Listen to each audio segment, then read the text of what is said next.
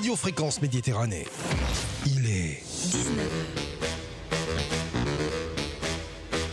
Le sport avec un grand S, c'est sur Fréquence Méditerranée. 100% sport, c'est le rendez-vous des sportifs, mais pas que. Résultats locaux, nationaux et internationaux décryptés par les journalistes de Fréquence Méditerranée. Football, basket, tennis, Formule 1, cyclisme, rugby, tout le sport dans 100% sport. 100% sport. Analyse, débat, invités, une émission 100% interactive à suivre sur la FM, le DAB+, le web, nos applications smartphones Android et iPhone et en vidéo sur nos réseaux sociaux Facebook, Twitch et YouTube. 19h-20h, le sport avec un grand S, connecte-toi et rejoins-nous. 100% sport, la seule émission sportive mentonnaise. 100% sport, c'est tout de suite. Allez, on est parti. Bonsoir à tous. Bonsoir à toutes. Ça aurait été dans l'autre sens normalement. Bonsoir à toutes, bonsoir à tous. On est en direct sur Radio Fréquence Méditerranée, les 19h. Et vous êtes dans 100% sport. Et pour ceux qui sont en train de nous suivre sur le DAB, le web, les applications smartphones, je vous invite à venir nous rejoindre sur le live Facebook pour découvrir un petit peu les personnages qui sont avec moi ce soir. Je dis bien des personnages, puisqu'on va démarrer par le champion de France poids mouche qui est avec nous. Il nous vient de l'Ariane, il va se rapprocher du micro. C'est mon cher Rakib Mohamed Radji qui a gagné sa couronne, sa ceinture. C'était exactement au mois d'avril 2024. Exactement, c'est Salut ça. Rakib. Salut, ça va? Très content de te retrouver, effectivement, ça fait plaisir. C'est la troisième fois que tu viens chez nous. Hein. C'est ça, Tu exactement. commences à connaître l'adresse. Arrive un petit peu à la bourre, mais tu commences à connaître On est à l'adresse. l'heure, hein, il est 19h. Et on est Je là. suis entièrement d'accord, vous êtes à l'heure. Accompagné de son... Ouh, il est venu avec la ceinture. Tu peux la montrer, tiens, la caméra qui est ici, mon cher. Ceinture, je rappelle, donc, c'est un champion de France poids mouche 2024. Et tu avais pris cette ceinture qui n'était pas attribuée. C'est ça, mon cher Tim Elle était vacante. Ouais, elle était vacante, Voilà, à on cette dit. époque-là. Tu es avec son coach ce soir qui est avec nous, mon cher Doudou pour les intimes. C'est ça, c'est moi. Coach de Rakib, bien sûr, qui est aussi le patron, le coach de la salle Ariane Boxing Club à Nice, C'est ça. où on fait de très très bons couscous. Exactement. Voilà, pour ceux qui connaissent, effectivement. Avec nous ce soir aussi, alors il va se rapprocher du micro, c'est Jean-Claude Chaumette. Alors Jean-Claude Chaumette, j'ai toutes les infos, il est donc pur produit du Team MB 375, il boxe en élite en moins de 75, en moins de 80 kilos. Un dernier combat avec l'arrêt de sa carrière, c'était en 2019, mais là il est de retour sur le gala qui va se dérouler le 29 mars au Palais de l'Europe à Menton. Un gala, on va en parler dans quelques instants avec le patron de la Team MB 315, en tout cas c'est Jean-Claude Chaumette. Salut Jean-Claude. Salut. Très content. On va rapprocher Également. le micro. Alors, le mieux, c'est de tirer le micro au bord de la table. C'est Voilà. beaucoup plus pratique. Voilà, on va découvrir un petit peu aussi ce boxeur que je ne connaissais pas, que j'ai découvert lors dans mon bon repas au club. Voilà, en Bon tout cas. couscous, c'est ça. Non, c'était pas un couscous ce soir-là. En fait, compte, ils vont comprendre, ils vont se dire dans la boxe, ils font que manger, c'est pas possible. Si, entre autres. Et puis, bien sûr, mon ami. Maxime Brandimart, pardon, j'avais un trou de mémoire. J'ai un petit peu la migraine ce soir, c'est pour ça. Maxime Brandimart, patron du Team MB 375. Salut Max. Bonsoir à tous. On a présenté tout le monde. Alors, une émission qui va se passer en 2 plateaux, puisque on a toute l'équipe qui est là. Vous les voyez pas, ils sont hors caméra avec nous ce soir. On a Nathan, on a Nathalie, on a Mika, on a Thierry. Ils prendront la parole juste après.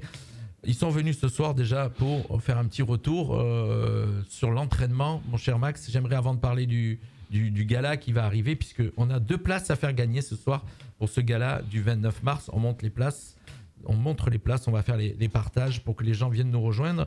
Un petit retour sur la préparation de Rakib, puisqu'il va bosser pour ce gala. Comment ça s'est passé? Bah oui, donc le gala, c'est le 29 mars. Rakib, il passe à une étape supérieure en disputant un premier titre international, à savoir la ceinture WBC Méditerranée. Merci de rectifier, parce que l'autre fois j'ai dit un peu n'importe quoi. Ouais, carrément, mais c'est pas grave, hein, on t'aime quand même. Mais voilà, Alors, je sais pas ce que j'ai annoncé, mais j'étais complètement à côté de la t'as plaque. annoncé un combat pour une ceinture régionale. D'accord. Donc, là, c'est une ceinture WBC Méditerranée. La WBC, c'est la plus grande fédération au monde dans la boxe. Donc c'est une ceinture très importante qui va permettre à Rakib de rentrer dans le top 50 ou top 60 mondial de sa catégorie, de rentrer dans le classement WBC. Voilà, c'est une très grosse affiche et la préparation, normalement, c'est en 3 mois. Bon, c'est vrai que c'est Doudou qui a à charge la préparation de Rakib. Alors on rappelle aussi que Rakib maintenant fait partie d'un team. Il boxe à l'Ariane Boxing Club, bien sûr, il est pris en charge par Doudou, mais il fait partie d'un team que vous avez monté tous les trois. Exactement, c'est RDM Promotion qui s'occupe de gérer la carrière de Rakib et d'autres boxeurs. Voilà, on a eu l'occasion d'organiser un stage pour le début de sa prépa, donc 3 mois de préparation. Et avec l'appui de certains de nos partenaires, on a pu organiser un stage et on est parti en Asie du Sud-Est, en Thaïlande, dans un endroit que je connais un petit peu, où on avait déjà des contacts. Et on est parti faire 2 semaines et demie de stage très intensif. Rakib, il vous racontera. Et voilà, un entraînement tous les matins physique, une grosse séance en camp d'entraînement le soir, des séances de sparring spécifiques. Et après, on a aussi un petit peu profité. Ah oui, j'allais poser la question. Il n'a pas fait que boxer. Il n'a pas fait que boxer, mais on y est allé pour ça, quoi qu'il en soit, principalement. On a un petit peu profité. J'ai fait découvrir l'île et puis la culture thaï. Mais c'est vrai que la priorité, c'était quand même la boxe. Le matin à 8h, on était en séance d'entraînement, tous les soirs en camp, tous les soirs. Alors, comment ça s'est passé, mon cher Rakib? Avance-toi. Ça s'est super bien déroulé. Tu as pris quelques coups? Non, pas trop. Ça en a donné beaucoup? On va dire sais ça. pas, je pose la question. Je veux savoir un petit peu comment ça s'est passé, effectivement, parce que l'entraînement, bien sûr, tu as des sparring en face de toi, il y a de l'entraînement physique, je suppose que tu as couru, il y a eu beaucoup de séances comme ça, effectivement. C'est ça, le matin c'était plutôt le physique et le soir c'était boxe. D'accord. On va dire spécifique boxe, en salle de boxe. Alors vraiment de la boxe, c'est de la boxe anglaise là-bas ou c'était de la boxe un peu thaï? Non, c'est vraiment de la boxe anglaise? Non, on a profité de la structure d'un camp de boxe thaïlandaise. Parce que là-bas, il n'y a quasiment que ça, de toute façon. Mais c'est un camp que je fréquente depuis plus de 15 ans. J'ai de très bon rapport avec l'entraîneur. Il nous a permis de nous entraîner spécifiquement en boxe anglaise, avec les chaussures, avec des leçons en anglaise et du travail spécifique en anglaise. Rakib, c'est l'objectif, quoi. Voilà. Après, on a été dans un autre camp pour faire des séances de sparring. Alors, c'est vrai que techniquement, Rakib, il n'a jamais été mis en difficulté parce qu'au niveau de l'anglaise, il est techniquement au-dessus. Mais il a pu mettre les gants avec un boxeur qui avait plus de 180 combats en boxe thaï. Ah oui. Qui ressemblait plus au profil de son adversaire. Mexicain, on va en parler. Espagnol, son adversaire du 29 mars. Voilà, dur au mal, toujours dangereux et dur au mal. Et ça correspondait mieux au profil de son adversaire. Rakib, effectivement. Voilà. Donc comment ça va? C'était bien? Tu es revenu plus affûté? Franchement, ça s'est super bien passé. Affûté, non, pas encore, parce que j'ai pas commencé la diète, on va dire là-bas. On a profité, on a bien mangé. Il y avait de quoi manger, donc. Alors on va rappeler le poids. Donc on va rappeler poids mouche. Bien sûr, il faut être à quel poids exactement? 5800. 5800. Et là, tu es à peu près à? Je sais pas, je préfère pas me peser avant. D'accord. Au-dessus de 60? Tu penses? Non, en dessous. 56. Ah oui, pardon. 800. D'accord. 55, 56. J'avais compris 58. Non. 50 kg 800, c'est la catégorie des mouches. Et là, ce poids, c'est autour des 55 kg. Ça fait du bruit quand on tousse dans un micro. Hein, vous avez vu, ça fait mal aux oreilles. Effectivement. Doudou, comment tu sens ton... Voilà, tu as montré la ceinture. C'est la ceinture qui a été gagnée. Donc, on rappelle, au mois d'avril, c'était de tête, il me semble. C'était le 27 avril, si je ne dis pas de bêtises. 2024, c'est là où il a conquis. Alors, la question, on va en profiter. Vous êtes en train de nous écouter, on est au début de l'interview. Bonjour à Marion, bonjour à tous ceux qui nous suivent. On va poser la question pour faire gagner ces 2 places pour le gala de boxe qui arrive donc le 29 mars. On va le présenter, le gala. Pour gagner ces 2 places, vous nous donnez comme info avant la fin de l'émission quel était l'adversaire de Rakib pour ce championnat de France le 27 avril 2024, contre qui Rakib a gagné, puisque c'est là où il a pris sa ceinture. Donc donnez-nous le bon de boxeur. Je peux juste vous dire, il venait de Toulouse. Voilà, je vous donne juste une info. C'est un boxeur toulousain. Voilà, donc essayez de nous mettre l'info avant la fin de l'émission pour ceux qui nous suivent et vous gagnez 2 places pour assister au gala de boxe du 29 mars. C'est tout proche, ça arrive un peu plus d'un mois. Ouais, c'est tout proche. Je tiens quand même à préciser que en 3 jours, la totalité de la billetterie VIP a été prise. Et qu'aujourd'hui, il doit rester une centaine de places. Donc, ceux qui veulent assister à la soirée, il y a un lien sur les réseaux, sur ma page Facebook, oui, sur la page de Team Ferranti. On relaie assez bien. Et ceux qui veulent assister à la soirée, ne tardez pas trop parce que dans pas longtemps, il n'y aura plus de place. D'accord. Alors là, c'est quel format cette année? Puisque l'année dernière, vous aviez fait un format avec les VIP qui dînaient à l'étage pendant l'entracte. Là, tout le monde est on revient sur l'ancien format. Voilà, on revient sur la formule de départ. Bon, après, c'est vrai que de temps en temps, on essaie d'innover un petit peu, de présenter des choses différentes. Cette année, il y aura donc 180 places repas autour du ring. Et après, on a fait deux niveaux de classement, rang 1, rang 2. Les invitations sont sur des places rang 1. Et voilà, quoi qu'il en soit, le forum permet que tout le monde voit très bien tout ce qui se passe. On a prévu un très gros show artistique. On a aussi notre projet caritatif. On aura l'occasion d'en parler, mais il est déjà ficelé, il est déjà réservé. Alors, je vais te réinviter pour parler du gala. Ce soir, on a la chance d'avoir avec nous Rakib et Jean-Claude, qu'on va présenter aussi, bien sûr. Donc, ce gala, ça arrive. Donc, on est sur combien de combats, donc, mon cher Maxime? On a un très gros plateau cette année. On a 10 combats. On aura 4 combats professionnels et 6 combats amateurs, dont 2 combats féminins. Ah oui? C'est une nouveauté? Non, on a déjà fait des combats féminins, que ce soit professionnel ou amateur. Mais c'est vrai que c'est vrai que l'an dernier, il n'y en avait pas. Mais il y a quasiment toujours eu des combats féminins. D'accord. On a la chance ce soir d'avoir avec nous Jean-Claude. Donc, est-ce que tu peux nous présenter un petit peu Jean-Claude, son parcours et qui il est avant de lui donner la parole? Alors Jean-Claude, on dit souvent entre nous qu'on n'a pas le même père, on n'a pas la même mère, mais on est des frangins quand même. D'accord. Donc Jean-Claude, ouais, c'est mon ami, mais c'est plus que mon ami en vrai. J'ai le lien avec Jean-Claude comme Doudou peut avoir avec Rakib. On se connaît depuis qu'il est très très jeune. Et voilà, il a découvert la boxe avec moi. C'était un très très bon footballeur de l'AS Saint-Etienne, pour nos amis qui attendent. Voilà, pour le il a fait le centre de formation de l'AS Saint-Etienne. Ça, voilà, c'était un gars qui a un très gros physique. Et voilà, il a découvert la boxe un petit peu sur le tard quand même, au niveau de l'âge, 21 ans, 22 ans. Et il a toujours boxé avec moi, donc il a fait une très belle carrière. Doudou, il ne me contredira pas, c'est un boxeur très très fort. Il est élite aujourd'hui, il a plus de 10 combats. Alors on va rappeler son parcours, effectivement, tu m'as donné les infos. Donc élite, il boxe en moins de 75 kilos. Moins de 80, moins de 75, tu m'as mis. Ouais, parce qu'il est capable de faire les deux, c'est-à-dire qu'il a eu fait les deux catégories. 10 combats, 8 victoires, 6 avant la limite. C'est un puncher. Voilà. C'est un puncher. Voilà. Demandez à Doudou. D'accord. Ouais, c'est. Pourquoi il est dans la catégorie des punchers. D'accord. Ok. Pourquoi tu as déjà boxé? Tu l'as déjà boxé? Non. Tous les mardis, il vient à l'Ariane pour mettre les gants avec nos boxeurs et j'amènerai mes boxeurs qui vont dire exactement l'impact de sa droite. Très explosif pour son poids. Ouais, effectivement. Donc, il fait souvent mal. Comment tu te sens, Jean-Claude, pour ce gala qui arrive? Puisqu'on rappelle, tu t'es arrêté depuis 2019, dernier combat. Ouais. Déjà, donc, bonsoir. Bonsoir et merci pour votre invitation. Oui, ça fait longtemps que j'ai arrêté la boxe.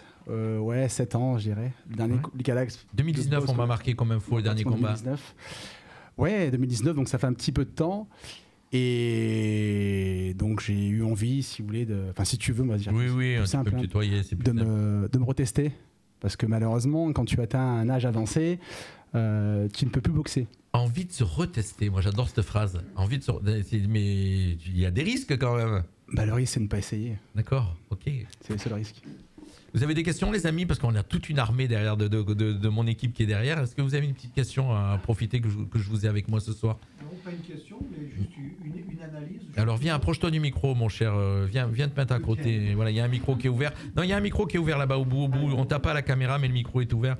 Donc tu vas pouvoir intervenir, mon cher. Non, moi je voulais juste dire que je suis toujours impressionné parce qu'on a affaire à des boxeurs quand même, donc des gens qui ont un caractère bien trempé et une droite bien allongée.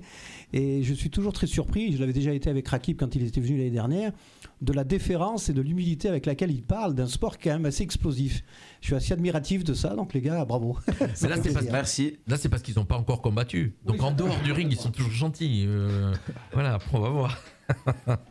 Donc, est-ce que tu connais déjà ton adversaire? Oui. Tu sais, je te posais la question tout à l'heure. Tu vas boxer? Ouais, il a 2 bras et 2 jambes. Non, et ça, je me doute. Voilà. Mais son palmarès. Le plus important pour moi, c'est pas forcément l'adversaire, c'est de me concentrer sur moi, mes entraînements, me concentrer sur ce que je dois faire, je dois travailler, et le reste.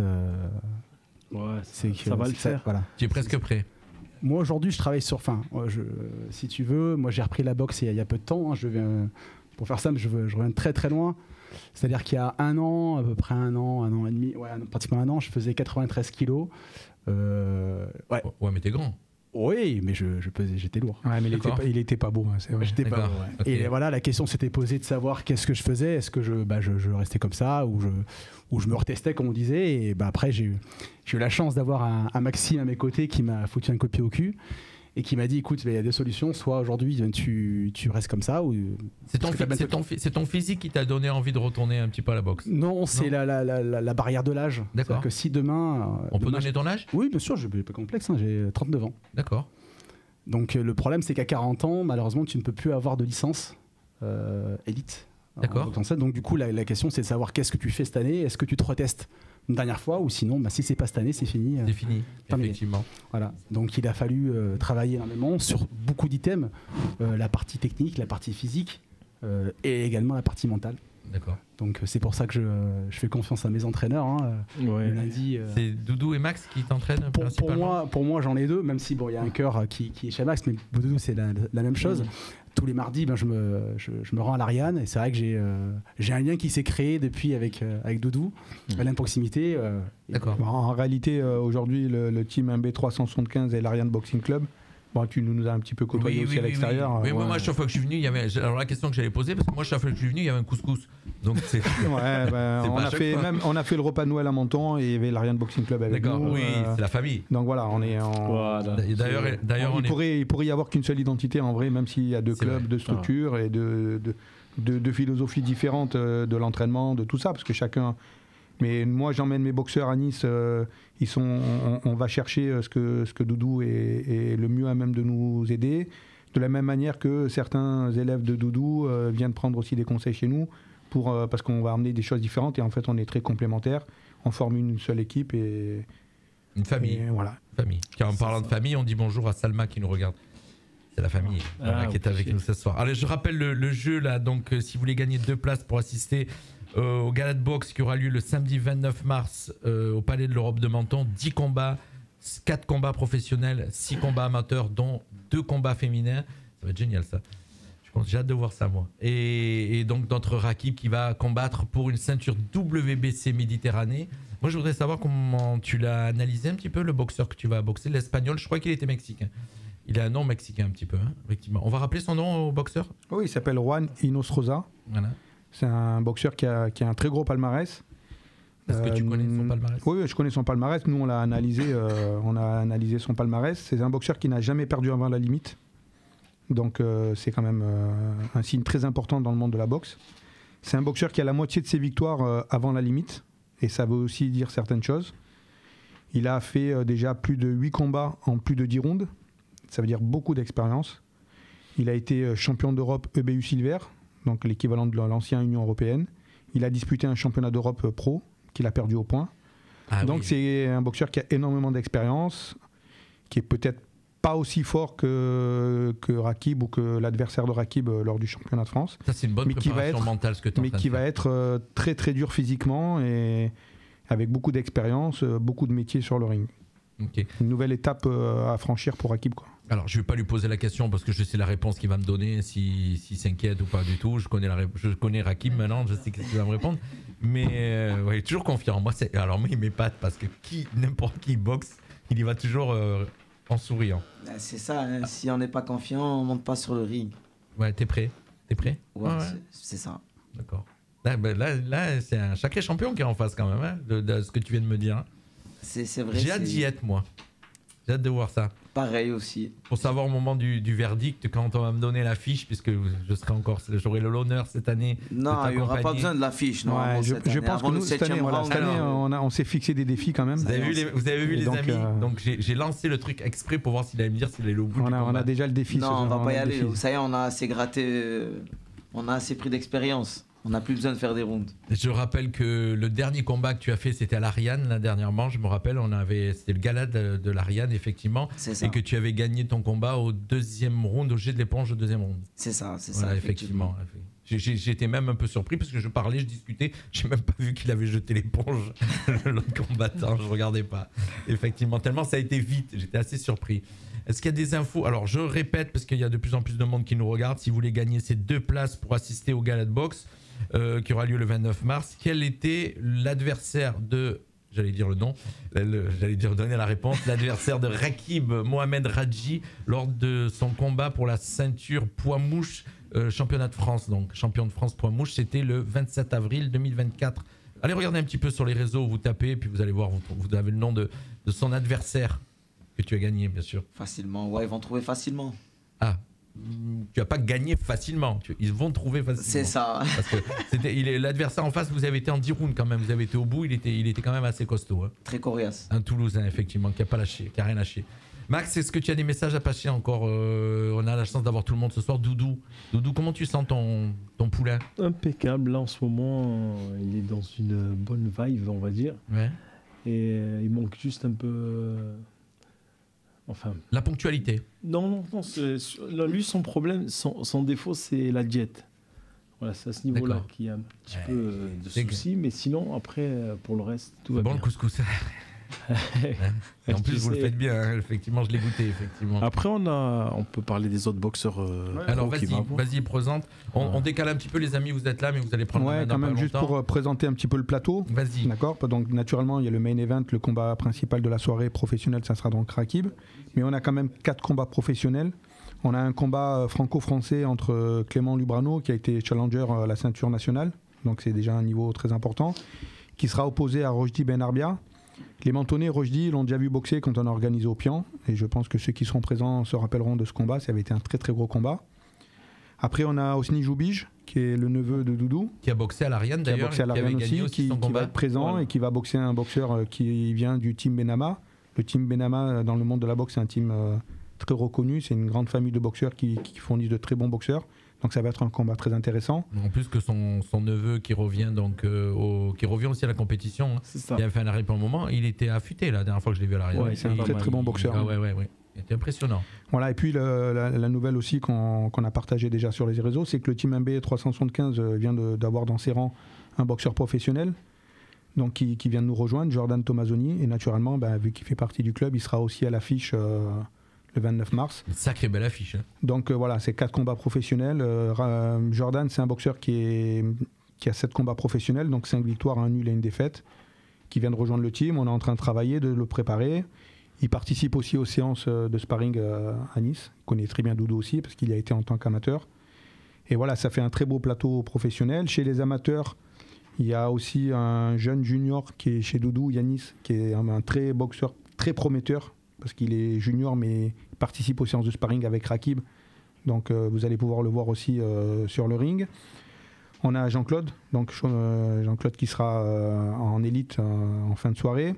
On a aussi Manuel Piras, que vous avez vu boxer l'an dernier, qui a énormément progressé, qui a boxé aussi à Nice et qui va boxer. On a un combat féminin avec Célia Raimondi, qui est une mentonnaise qui travaille un petit peu à l'étranger, mais qui boxera pour le team. Qui sera aussi opposé à une boxeuse qui vient du team Benama.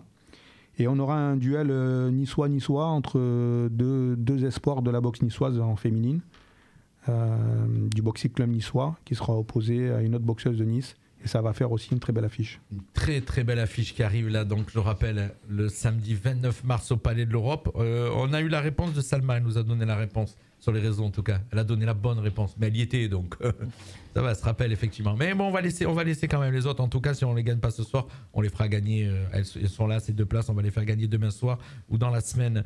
Tout le monde est prêt, si j'ai bien compris. Ça se rapproche un petit mois et demi en gros. C'est ça. Voilà. Et toi, je te vois toujours tranquille. Non, j'en se sens bien en ce moment. Ouais. 6 kilos à perdre. 5, c'est vite fait, vraiment, parce que j'aime beaucoup manger en fait. Dès que je vais arrêter de grignoter, tout ça, ça va descendre tout seul. Et le coach, il a pas l'air. Il sait. Ça va être obligé. Effectivement. On va se serrer la ceinture. Non, il sait. La pesée, la veille, le 28. Oui, la pesée le 28. On n'a pas encore défini l'endroit, parce que c'est vrai qu'il y a beaucoup de gens qui nous sollicitent. C'est un événement quand même qui a une importance. C'est vrai que l'an dernier, on a fait chez un de nos partenaires. Bon, on n'a pas encore décidé vraiment où ça se fera cette année. Mais les gens seront informés sur les réseaux et la pesée, quoi qu'il en soit, sera ouverte au public. Alors moi je te reçois, on va te recevoir une semaine avant, juste une semaine pour relancer l'événement bien sûr. J'espère que ça sera plein, mais je pense que l'année dernière c'était plein. On avait une belle communauté de l'Ariane qui était venue, hein, donc voir... Ma petite équipe. Oui. Bon, il y avait 200 personnes au moins. Au moins, facilement. Ouais. Et donc moi on souhaite rien. Comment on souhaite aux boxeurs quelque chose, la victoire, on souhaite, ça se souhaite ou pas? Non, je sais pas. Ouais, on peut souhaiter la victoire, mais de toute façon la victoire elle sera là. Hein. J'adore ça, moi, de voir ça. Je vous vois hyper confiant, les gars. Ça fait plaisir, effectivement. Il y a un combat que tout le monde doit voir. C'est le combat de Jean-Claude, le retour. Rakib, on le connaît, hein, c'est un champion. On a pris l'habitude. Mais Jean-Claude Chaumel, je mise sur toi. Hein. Je pourrais annoncer max, hein. Jean-Claude le retour. Ouais, il faut savoir que Jean-Claude, il va boxer un boxeur qui vient de Cannes-la-Boca, qui a fait la finale des championnats régionaux élite cette année. Donc c'est un jeune boxeur qui est en pleine forme et qui a fait le championnat de France. Qui a fait les championnats de France. Tu dis jeune boxeur, ça veut dire par rapport à l'âge? Oui, par rapport à l'âge. Mais après Jean-Claude, il a dit son âge, donc il n'y a pas de secret. Jean-Claude, il a fait une belle carrière. Après, à un certain âge, il y a eu le Covid, tout ça, ça a un petit peu aussi, ça a participé au fait que ça a levé un peu tout le monde. Il a toujours été présent au club, quoi qu'il en soit, même si il avait pris un peu de poids, mais il a toujours été présent. C'est lui qui m'aide aussi à gérer le club au niveau des cours. Quand j'étais en Thaïlande, c'est Jean-Claude qui a assuré l'intérimaire pour faire les cours. C'est vraiment, c'est mon bras droit au club sur tout ça. Et puis là, c'est un défi pour lui. C'est comme il a dit, c'est de se tester. C'est la dernière fois qu'il pourra le faire. D'accord. Et on a hâte d'y être. Merci à tous, on a hâte d'y être. En tout cas, merci d'être venus. On va changer de plateau. On va faire les photos. Vous allez aller faire la photo, sans moi, mais vous allez faire la photo et puis on va changer le plateau. On peut remonter la ceinture. Celle-là, elle est acquise. Celle-là, c'est bon, il la garde. Ouais, celle-là, elle est à la maison. D'accord, il est à la maison, elle bouge pas. Il y en a d'autres, je crois que c'est là. T'en as combien de ceintures? Une fois, après, 3, je crois. 2 autres en amateur. Tu parles dans le micro, J'en ai 2 autres chez les amateurs. D'accord, effectivement. C'est ça. T'as de la chance que je suis pas en moins. Là, on va rajouter une 4e. Là. On va en rajouter une 4e. J'avais une petite question. Vas-y. J'espère que l'année prochaine, je passe pro. Mais il a dit pourquoi il peut après passer d'élite à pro, c'est ça? Oui, de toute façon, tant qu'il boxe. D'accord. Voilà, il va franchir 40 ans. Enfin, quand ils veulent en compétition. Ils veulent te recruter dans le RDM Promotion. Cherche pas, il leur faut des boxeurs. Ouais, c'est ça. Il y a de l'argent à faire. Non, c'est pas pour l'argent. Quoique, mais. C'est plus pour le plaisir du sport. Voilà. Parce qu'il mérite de goûter à la sensation boxeur professionnel, tout ça. Et il a tout ce qu'il faut pour. Écoutez, moi je vous souhaite le meilleur. Merci. Je te le dis en live. Des amis, on se retrouve donc une semaine avant avec Max. Tu viendras, je pense, avec Jean-Claude. On va aller, les Niçois, on va les laisser se préparer tranquillement. Merci Rakib d'être venu jusqu'à chez nous de l'Ariane. Merci Jean-Luc pour cette invitation. Et puis j'espère que ça s'est bien passé. Je vois que ça s'est bien passé en Thaïlande. On a pu suivre sur les réseaux. C'est un sacré numéro, toi. Ça fait plaisir, c'est un sacré numéro. Merci, on vous laisse aller faire la photo. C'est Inès qui va vous prendre en photo. Et notre stagiaire. Et puis merci Max. Merci Jean-Claude et merci Doudou à tous. Merci Jean-Luc. De plateau, on récupère l'équipe. Allez. Merci Jean-Luc. Vous êtes sur Radio Fréquence Méditerranée et c'est 100% sport. Voilà, on est toujours en direct. Vous êtes en train de nous suivre sur le DAB, le web, les applications smartphone. On va récupérer la totalité de l'équipe. Voilà, c'est en train de se changer. Pour ceux qui nous suivent sur les réseaux, on est en train de changer l'équipe. Bonjour à Marilyn, bonjour à Fabrice Ursini qui nous rejoint, à toute l'équipe de l'Ariane, tout ça, tous ceux qui nous écoutent, qui nous écoutent de l'Ariane. Salma, je lui fais de gros bisous. Et voilà, on attend que. Alors, mettez-vous sur le. C'est du direct, vous voyez, vous êtes en train de nous suivre. Sinon, venez sur les réseaux. Faites des photos, allez-y. Moi, il faut juste que je récupère l'équipe. Je vais mettre un petit break musical en attendant. On va essayer de voir si on les récupère rapidement. Allez, un petit peu de pub et on se retrouve juste après. Testa Immobilier est votre allié de confiance pour tous vos besoins immobiliers à Menton. Fort de leur expertise et de leur connaissance approfondie du marché local, ils vous offrent des services sur mesure pour répondre à toutes vos attentes. Que vous soyez à la recherche.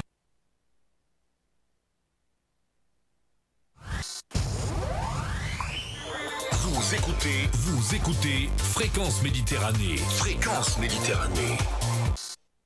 Allez, on remet la pub parce que et votre elle s'est un petit peu coupée avant. Tous vos besoins immobiliers à Menton. Fort de leur expertise et de leur connaissance approfondie du marché local, ils vous offrent des services sur mesure pour répondre à toutes vos attentes. Que vous soyez à la recherche d'un bien à acheter, à louer, ou que vous souhaitiez faire estimer un bien à Menton et ses environs, toute l'équipe est là pour vous accompagner à chaque étape. Vente, gestion, location, estimation. Testa Immobilier au 1 rue Partenou, Palais Majestic à Menton. Contactez informations au 06 66 13 09 00 ou par mail à direction@testa-immobilier.com. Testa Immobilier, ne cherchez plus, vous avez trouvé. Vous êtes sur Radio Fréquence Méditerranée et c'est 100% sport. 100% Allez, sport. on récupère l'équipe, mon cher Thierry. Salut Thierry, ça va? Voilà, on est toujours en direct, je rappelle. Oui, on est en direct, on ne s'est pas arrêté. On récupère l'équipe de l'équipe. Voilà, on va pas dire trop le mot l'équipe parce qu'ils vont croire qu'on est en train de leur piquer l'idée. Sinon, bon voilà, en tout cas on était bien, on était ce soir avec... elle va prendre sa place aussi, c'est notre stagiaire. Je vais vous présenter tous ceux qui sont avec nous ce soir. Elle est contente parce qu'elle ne voulait pas être à l'image et je vois qu'elle n'est pas à l'image. Mais elle a le micro ouvert pour nous dire bonsoir, c'est Inès. Bonsoir Inès. Bonsoir. Voilà, notre jeune stagiaire de l'école de journalisme de Nice. Vous pouvez rester dans le public si vous voulez, les amis. Faites comme vous voulez, hein, voilà, en tout cas. Avec nous ce soir, il va nous parler MMA tout de suite dans quelques instants. C'est Nathan, ça va Nathan? Bonsoir à toutes et à tous, ça, franchement magnifique. Voilà, ça fait plaisir de voir des boxeurs. Hein. C'est un sport que t'aimes ça. Hein. Ah, c'est mon monde, hein. Et là ils m'ont régalé, on a hâte d'être le 29 du coup. Le 29, alors on n'a pas demandé à Maxime, mais je lui demanderai à Maxime machin, je voudrais que tu sois là pour faire les interviews que tu fais régulièrement, que tu viennes interviewer dans les coulisses et faire le nécessaire. Pourquoi vous rigolez? Si tu es en vacances ce jour-là, c'est parce qu'on a discuté hors antenne avec Nathan. Il va venir faire les interviews. C'est bon. Voilà, et comme ça tu nous fais des réseaux en direct. Ok? Magnifique. Avec nous Mika comme d'habitude. Merci Mika. Pourquoi Mika? Mais j'ai le droit de rigoler, hein. On rigole. Hein. Oui. Je suis énervé encore de mardi, donc on en reviendra plus tard. Mais bonsoir à tous. Et ma chère Nathalie. Ouais, coucou tout le monde. On fait vite les résultats locaux, il y en a très peu. Il y en a très peu, oui, parce que comme c'est les vacances, il y a beaucoup de clubs qui sont off. Et on vous parle MMA juste après, puisqu'il ne va pas rester avec nous jusqu'à... puisse partir. On parle un peu foot. Avec Roquebrune Senior 1, match nul, pardon, contre Antibes 1, 2-2. Senior 2 contre Case 2, 1-2. Casozo Casozo Ouais, Case des Eaux. Ouais. Ils sont très forts les micros, non? Ils sont très forts les micros, oui. Okay. Non, mais pour Thierry. C'est bien, moi j'entends bien. L'Étoile Senior B qui gagne 6-0 contre la Victorine. Le Rapide D1, victoire 2-0 contre Cap d'Aille. La D4, défaite 2-4 contre Astam. Qu'est-ce qu'Astam? Parce que j'ai pas eu le temps de chercher. L'Astam, c'est un club de l'Ariane. D'accord.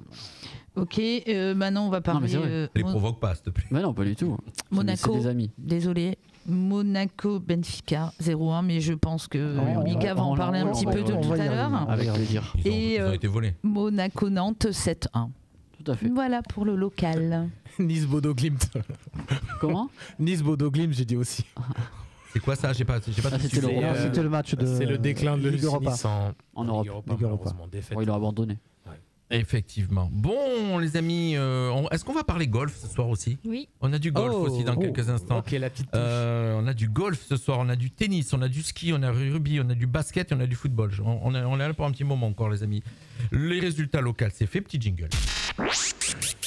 Vous êtes sur Radio Fréquence Méditerranée et c'est 100% sport. 100% sport. MMA, qu'est-ce qui s'est passé? Alors, les MMA, j'ai pas le titre. C'est lui qui va Non, mais je fais jamais le titre parce que je sais pas de quoi il parle. Donc voilà. MMA, je lui laisse la primeur. Et MMA, ça bouge ici, sur la Côte d'Azur. C'est en train de vraiment bouger, n'est-ce pas? Ah, tout à fait. Avec l'ARES qui a eu lieu à Nice, qui était quasiment un guichet fermé, avec des combattants locaux qui performent au plus haut niveau, avec Manon Fiorot qui est en passe d'avoir sa chance pour le titre chez les poids mouches de l'UFC dans la catégorie féminine. Donc franchement, ça bouge. Hein. Puis il y a de belles choses qui se présagent pour l'avenir. Donc il y a des femmes qui font du MMA aussi. Bien sûr, oui, bien sûr. Bien sûr. Ah, oui, mais... Et c'est une catégorie dans laquelle notre Français justement est numéro 1 mondial, numéro 2, mais c'est la première en gros challengeuse pour le titre. Et elle doit affronter une légende qui s'appelle Valentina Shevchenko. Le combat n'est pas encore officialisé, mais elle a toutes ses chances sur le plan sportif. Elle a prouvé évidemment que c'est elle la prochaine à avoir sa chance pour le titre contre cette légende de l'UFC qui est Valentina Shevchenko. Et donc d'ailleurs c'est l'idole de Manon.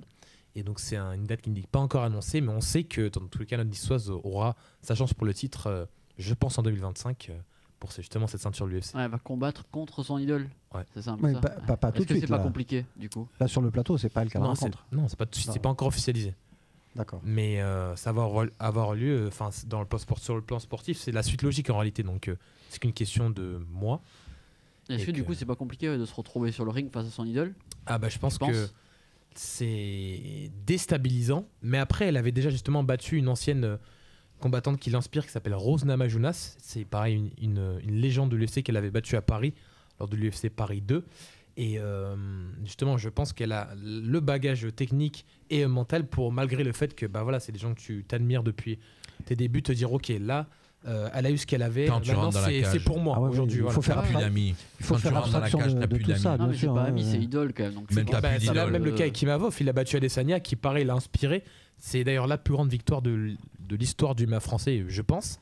Et il est désormais lui aussi numéro 1 chez les hommes de sa catégorie des poids moyens, donc avec Benoît Saint-Denis avec Cyril Gane et Manon Fiorot, c'est justement les seuls qui étaient premiers de leur catégorie.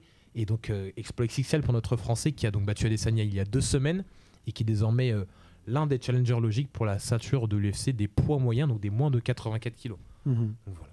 Et ce dont je voulais vous parler, c'est donc des combattants et des combattants de mon âge, bah ouais, qui sont encore à la fac, qui sont encore dans les études, qui travaillent à côté et qui, voilà, le temps d'une semaine là, ils sont envolés en Serbie, à Belgrade, avec un objectif, devenir champion d'Europe de MMA.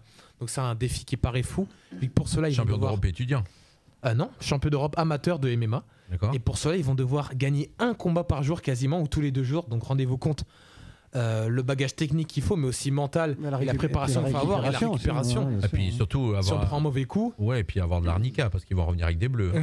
C'est sûr, parce que c'est vrai que le délai entre chaque combat est très court. Et ça s'appelle les IMAF. C'est donc... le meilleur terrain pour se préparer à une carrière professionnelle, c'est donc le meilleur des championnats du monde amateurs qui avait déjà eu lieu en Ouzbékistan, dans lequel les combattants de l'Hexagone avaient brillé, avec donc une médaille d'or pour Sargis Belorian, mais aussi 2 médailles d'argent et d'autres 3 médailles de bronze. Et là donc l'équipe de France qui avait donc obtenu 50% de médailles, cette fois elle est en passe d'encore une fois, je pense, tout casser. Est-ce que tu vas y aller? Et non, je vais pas aller malheureusement. Non, mais combattre. Non, tu veux pas. Non, tu veux pas rentrer Serbie, non. Toi, tu préfères rester hors de la cage et commenter que rentrer dans la cage. Bah oui. D'accord. Enfin, j'ai plus d'espoir dans l'un que dans l'autre, quoi. Mais moi, je préfère même commenter tout en haut dans le studio. Non, franchement, je prends pas de risque là.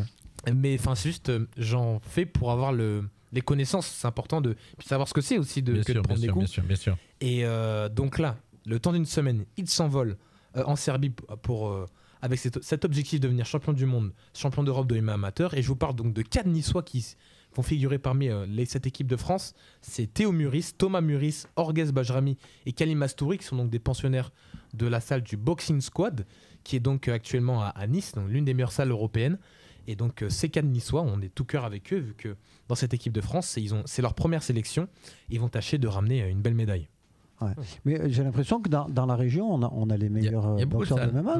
Oui, surtout que... quand même. Je vais te dire, on a déjà les meilleurs clubs de foot. Il y en a 3 dans les 4 premiers. Donc, déjà pour te donner un petit exemple. Mais c'est vrai que dans le sud, au niveau sport. Tout à fait. Et il y a l'une des plus grandes salles d'Europe de MMA qui arrive sur la Côte d'Azur, plus précisément en face de l'Alliance Riviera, et qui justement là aussi va permettre à des combattants venus de l'Europe, voire du monde entier, de venir faire leur camp d'entraînement, ou même juste de venir s'entraîner avec des salles pour les professionnels, un cadre de vie, une salle pour les amateurs aussi, une salle de récupération, donc un espace gigantesque, bien plus grand que celui actuel, qui va donc permettre aux athlètes de performer. Donc on a les meilleures infrastructures. Bravo mon petit.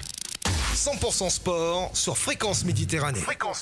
Alors on a les infos de Fabrice qui nous suit, Fabrice Ursini, parce qu'il y a eu bien sûr les 12 bornes de Gorbio, donc 317 inscrits et au final 277 participants. Il y a eu une hécatombe, je ne sais pas ce qui s'est passé, la grippe peut-être.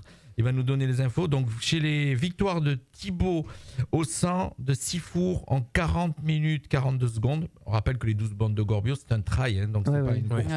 Voilà, donc c'est un trail, pardon, excusez-moi. C'est un relief accidenté. Deuxième, c'est le sociétaire du Menton Marathon, Kyle Barber en 42 minutes et 15 secondes. Et belle 5e place du Gorbarin Joël Artieri. Chez les féminines, victoire de Frédéric Chauveau en 56 minutes et 49 secondes devant la Gorbarine Dorine tours en 57 minutes et 17 secondes. Voilà, en équipe, belle victoire de l'ASD Mentonnet. L'ASD Mentonnet, si je ne me trompe pas, est en train de nous regarder, si je ne dis pas de bêtises. Voilà, donc ils peuvent commenter, dire s'ils sont toujours en train de nous regarder. On fait un petit coucou à l'ASD Mentonnet, à Patimoun, à Franck, qui sont en train de nous suivre. Voilà, ça c'est pour les résultats. Donc des 12 bandes de Gorbio, c'était ce week-end. Moi, je m'étais dit, ils vont faire les 12 bandes de Gorbio en même temps que le premier corso. Ça va être le why pour aller sur la route et Gorbio, apparemment. On en avait parlé déjà. C'était à la même période. Ouais. Donc, ils ont quand même eu du monde. Hein, donc, dans les 50 qui ne sont pas venus, autant il y en a qui n'ont pas réussi à arriver. Alors, peut-être que dans les 50 qui ne sont pas venus, Fabrice nous suit. Fabrice va nous donner son commentaire et son idée. Comme ça, on va pouvoir le donner à l'antenne, effectivement. Merci en tout cas d'être toujours aussi fidèle de notre émission. Fabrice sur Sinistre, c'est un fidèle. Et d'ailleurs, il n'était pas venu le présenter. On l'avait présenté sur le truc, mais il n'était pas venu. Je reconnais. Il vient quand il veut. Voilà, il vient quand il veut. Si je n'étais pas invité, mais contactez-moi parce qu'on a tellement de monde que des fois, j'arrive pas à suivre tout le monde. On va parler golf. Vous avez juste le temps de passer un jogging. C'est maintenant 100% sport. Alors, je vous signale que pour le golf, on met pas de jogging. On est habillé. Oui. On est en polo. Ah bah clairement, oui. Ils sont toujours très classe d'ailleurs, les joueurs et les joueuses de golf. Prestance. Moi, j'ai un pantalon de golf sur moi actuellement. Golf ? Oui, j'ai un pantalon de golfeur. C'est un peu un pantalon de tailleur qu'il faut. Voilà, surtout pas de jean. Ça, c'est interdit. Interdit. Et pourquoi ? C'est pas la tenue adéquate. C'est comme à la pétanque récemment, ils l'ont interdit d'ailleurs. C'est vrai, tout à fait. Ils l'ont interdit et c'est pareil pour les chaussures, pour plein de tenues. Par exemple, on joue pas en t-shirt, on joue en polo et puis et les leggings aussi. C'est bon en ce moment ça va, c'est un peu plus autorisé, mais on joue pas en legging. Voilà, les filles elles ont aussi pantalon à pince. Alors, tu as des résultats à nous donner en golf ? Et oui, on rappelle que c'est une golfeuse, c'est une championne de golf, voilà, qui nous vient de Bourges. Et voir si vous avez bien appris la leçon. Comment on appelle les habitants de Bourges ? Ah, je l'ai toujours pas, moi. Les Berruyers. Les Berruyers. Exactement. Bravo. En plus, on en parlait l'autre fois. Je crois qu'il y a eu un all-in-one entre-temps. C'est ça. Ouais, tout à fait. De toute façon, je te laisse. Bien. Allez. Du coup, là, on va encore parler de Mathieu Pavon. Il n'avait pas du tout brillé cette semaine à Torrey Pines, à San Diego. Il était arrivé avant-dernier. Donc, c'était très, très compliqué. Mais là, pour ce dernier jour, il a réussi à sortir une belle carte. Donc il va pouvoir enfin décompresser. Et il a sorti sa deuxième meilleure carte de toutes celles qu'il a pu sortir auparavant. Oui. Non, je t'écoute. Okay. Non, parce que je t'entends présenter le golf. Et comme c'est depuis que tu es là, on présente le golf. Et dire une carte, voilà, je ne savais pas qu'on disait sortir une carte. Oui, une carte. Voilà, pour dire un résultat, c'est sortir une carte. Tout à fait. On apprend des mots aussi. On apprend les termes, les termes du sport. Hein. Une carte, c'est la somme de tous les trous. Donc la somme des 18 trous, en fait. D'accord. Voilà. Donc pour rappel, il avait sorti sa première meilleure carte, donc le 65 au Farmer Insurance Open, et c'est là, à ce moment-là, qu'il était devenu le premier Français à remporter un tournoi PGA depuis 113 ans. Donc c'est vraiment un exploit historique.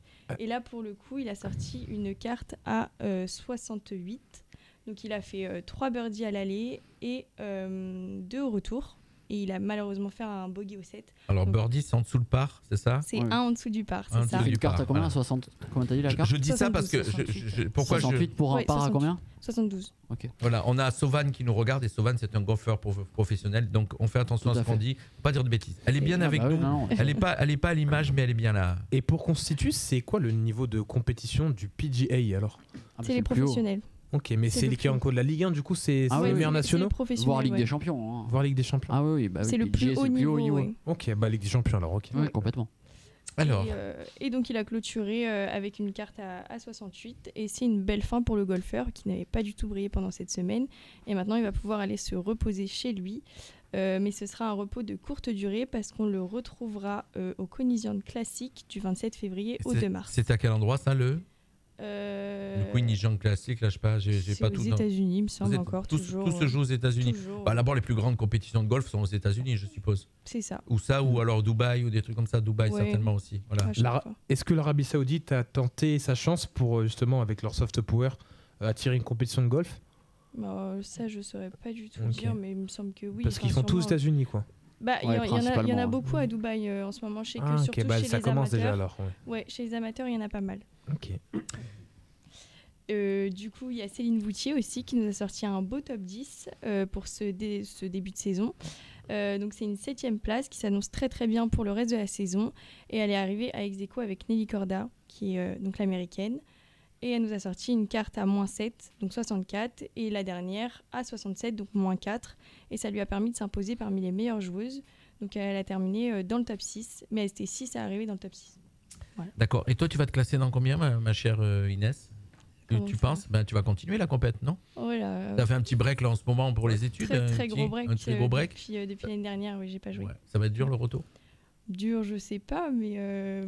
Alors, est-ce que papa t'entraîne ou est-ce qu'il fait partie de tes entraîneurs ou... Papa, c'est mon caddie. Ah oui, carrément. Il nous suit là. C'est lui qui porte les affaires. Non, mais après, attention, le caddie au golf est très important. Ouais, caddie, oui, attention, c'est le staff. C'est le coach. Non, mais il conseille. Voilà. Voilà, aussi, il conseille sur chaque trou. Joue avec ce club, joue avec ce club, joue un peu plus à droite, joue un peu plus à gauche. C'est vraiment un conseil, le caddie. Ouais, en tout cas, avec Inès, on a appris beaucoup de choses sur le golf, effectivement, tous des termes qu'on ne connaissait pas et tout, c'est génial. Et c'est un sport qu'on ne mettait pas à l'honneur. Moi, quand je vais faire les courses à l'Intermarché, je prends le caddie aussi. Hein. Oui. Non, mais c'est vrai que c'est un sport qui n'est pas du tout démocratisé. Et peu à peu, on essaie de démocratiser la chose en mettant en place des initiations gratuites, etc. Donc c'est vraiment... Il faut savoir que je crois que c'est un des des sports où on gagne le plus d'argent. Et c'est le sport le plus pratiqué dans le monde. Oui, c'est ce qu'on disait l'autre fois. Oui, effectivement. Oui, tout à fait. Alors sachez qu'il y a un practice à Menton qui se trouve plus que le foot et tout. Très génial. Plus que le foot, le cricket. J'étais surpris moi aussi, plus que le foot, mais visiblement c'est le sport le plus pratiqué. Et alors le problème du golf, c'est qu'il n'y a pas eu de figure médiatique marquante depuis Victor Dubuisson. C'est le dernier. Non, mais là, Canal ou Pavone. Il y a Pavon là. Oui, mais il arrive. Hein. Ok. Faut lui laisser le temps de. Il a quand même marqué l'histoire l'année dernière. Bah oui, non, mais on avait Dubuisson, effectivement. Évidemment, je ne veux pas qu'il ait une carrière exceptionnelle, mais je te parle de figure médiatique. C'est-à-dire que, par exemple, dans l'équipe ou quoi, il pourrait un jour faire soit une ou vraiment qu'on lui accorde une vraie importance et que des gens qui ne suivent pas le golf voient son nom, c'est ça que je te dis. Pour moi, c'est plus le problème du sport, le golf en France. Allez, ok. Les amis, d'une figure. On enchaîne, on va parler de tennis et puis on fait un petit coucou à Eric Angio qui nous regarde et on lui dit qu'il pourra venir chez nous présenter son prochain gala s'il le souhaite, il n'y a pas de souci. On vient de présenter juste avant le début d'émission. Pour ceux qui nous prennent en cours d'émission, vous prenez le replay tout à l'heure quand elle est terminée et on vous présente le gala de boxe avec les champions, une partie des champions qu'on retrouvera sur ce ring bien sûr le 29 mars. Petit jeu, je rappelle le petit jeu, si vous nous donnez donc pour gagner 2 places pour aller assister au Menton Boxing Star 11e du nom le samedi 29 mars 2025 au Palais de l'Europe. Quel était l'adversaire de Rakib Mohamed Radji lors de sa prise le jour où il a gagné sa ceinture bien sûr de champion de France poids mouche. Oui. C'était le 27 avril 2024. 50 kg,800. Bravo, tu as suivi le début tout à l'heure. Ouais, il a une belle sèche à faire. Hein. Il a une belle sèche à faire. Il a une sacrée diète à faire. Elle a 6 kilos de plus, c'est ça qu'il a dit. Je sais pas, moi j'ai déjà 5 qu'il a dit, ouais. C'est violent. Moi j'ai déjà du mal à en perdre un, donc je sais pas comment ils font. Allez. 100% sport sur Fréquence Méditerranée. L'Open 13 à Marseille avec Hugo Humbert, un double pastis, s'il vous plaît. Oui, parce qu'il a gagné les 2 derniers Open 13 de Marseille. Donc double pastis obligatoire. Il faut boire les 2 dernières éditions, c'est lui. D'accord, il faut boire un pastis pour gagner ou... Non, pas du tout. Non, mais c'était parce que je voulais faire à l'antenne. Je voulais faire une petite entame sympathique. Donc, vous voyez, il a gagné 2 années de suite. C'est quand même assez rare. Qu'est-ce qu'il faut dire quand on parle d'alcool, les amis, un truc? L'abus d'alcool est dangereux pour la santé. Bravo, merci Inès, bravo. Il nous faut le. Tu peux voir un coup. Elle nous a fait le petit jingle. Effectivement. Oui, et notre nouvel Henri Lecomte, là, Hugo Humbert, le gaucher diabolique, là, qui a fait une très. Enfin, il monte bien, là. Il est 14e mondial quand même. Hein. On n'en parle pas souvent, les Français, mais il y a une petite armée qui arrive un petit peu. Là, il faut les laisser un petit peu mûrir. C'est Jean-Paul Lotte qui disait qu'il avait bon espoir que dans les mois qui viennent, on puisse arriver à avoir des gros tournois accrochés par des Français. Hugo Humbert fait partie de cette catégorie-là. Il a battu un Serbe qui s'appelle Medjedovic, 7-6, 6-4, vraiment sans coup férir. Hein. Il n'y a pas eu de problème. 7-6 quand même. Ouais, 7-6 accroché quand même. Oui, je veux dire, c'était accroché, mais en tout cas, tous ses jeux étaient limpides. Il a fait beaucoup de jeux presque blancs. Je comprends. Donc, il n'a jamais été vraiment en grosse difficulté. Voilà, un très très bon service. Et c'est donc le 2e Open 13 d'affilée qu'il s'envoie. C'est pour ça que j'ai fait ce titre-là. Et c'est assez rare pour être souligné de gagner 2 fois le même tournoi. Il y avait un plateau intéressant quand même, donc c'est bien. Voilà, je voulais dire ça. Vous êtes sur Radio Fréquence Méditerranée et c'est 100% sport. 100% J'aime bien le petit sourire de Mika, il se dit ah oui, il a envoyé le jingle direct. Ah ben d'abord Thierry, il a coupé le sifflet là, il voulait vraiment pas que j'en rajoute une. C'est ça, exactement. Tu parles que de ça au tennis.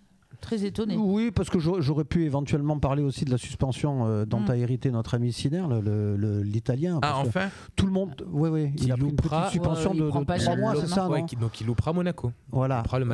Mais effectivement, alors il y a beaucoup de gens quand même qui s'insurgent. Il sera là pour Roland Garros. En disant qu'il a eu le minimum syndical, parce qu'il y a. Enfin bon, après, c'est toujours pareil, comme c'est le numéro 1 mondial pour l'instant, et alors il y a cette suspicion qui. Il y en a certains qui auraient voulu que ce soit beaucoup plus violent au niveau de sa suspension. Moi, je pense que 3 mois, c'est pas cher payé. Voilà, surtout qu'il y en a déjà qui ont bien pris beaucoup plus cher que ça. Moi, je pense que pour des faits avérés, et là, apparemment, c'est avéré aussi. Alors, même si c'était d'une manière un petit peu sournoise. Ouais, après, je pense que c'est compliqué pour le monde du tennis de se passer du numéro mondial. Il y a de ça et en plus, il faut dire une chose, moi je pense aussi ce qui joue, c'est qu'on est en train pratiquement, enfin on a déjà perdu les grosses têtes d'affiche, Nadal et Federer. Oui, on a Djokovic qui est quand même sur la pente glissante. Là, il y a une nouvelle éclosion de jeunes, dont Sinner, et en fait, bam, il nous arrive ce truc-là sur la figure. C'est vrai que pour l'image du tennis mondial, c'est tu gagnes en te dopant, c'est vrai que ça craint un petit peu. On avait fait moins d'histoires qu'entre le Petr Korda à l'époque où il avait gagné 2 tournois du Grand Chelem d'affilée et il était dopé à mort complètement, et moi je le sais très bien parce que c'est un client toi qui lui fournissais. C'est un client de ma femme à son bureau à Monaco. C'est ce que je dis, c'est ta femme, toi qui le fournissais. Non, mais ce que je veux dire, c'est que je l'avais vu quand j'étais au bureau là-bas, je l'avais vu. C'était un Tchèque de la République tchèque, donc quelqu'un d'assez austère. Et c'est vrai qu'il souriait jamais, il a vraiment une figure qui ne traduisait aucune émotion. Et à partir du moment où il commençait à gagner vraiment des matchs, il faisait des sauts de cabri, il faisait n'importe quoi. On aurait dit Yannick Noah, mais puissance Vega, tu vois. J'avais trouvé ça bizarre. Oui, et on s'est aperçu qu'il était. On s'est aperçu qu'il était complètement, suspect les médocs. D'accord. Ah ouais. D'ailleurs lui, on fait tout perdre, il a tout remboursé. Ça paraît avec lui. Tu réponds pas à la question, mais pour voir si vous suivez les autres, si vous connaissez, qui c'est qui a dit j'ai été dopé à l'insu de mon plein gré. Bravo. Richard Virenque. Vous vous a rappelé tous qui était le meilleur grimpeur du peloton à l'époque. Et quand on a su ce qui s'est passé, Inès n'était pas née. Inès ne sait pas qui c'est Richard Virenque en fait. Elle n'était pas née. Tu feras des recherches, tu te Non, si quand même, elle était née. Il ne faut pas exagérer. Par son équipe. Le ski, les amis, on parle vite fait sur le ski parce qu'on a encore du rugby, du basket et du football. Et sur le basket, on m'a un petit peu débordé. Oui. Le ski, la réussite du biathlon français fait oublier la désespérance du ski tricolore. Alors voilà, en mondiaux de biathlon, on est très bon depuis pas mal d'années, et cette année encore on est bon puisqu'on a déjà gagné 5 médailles.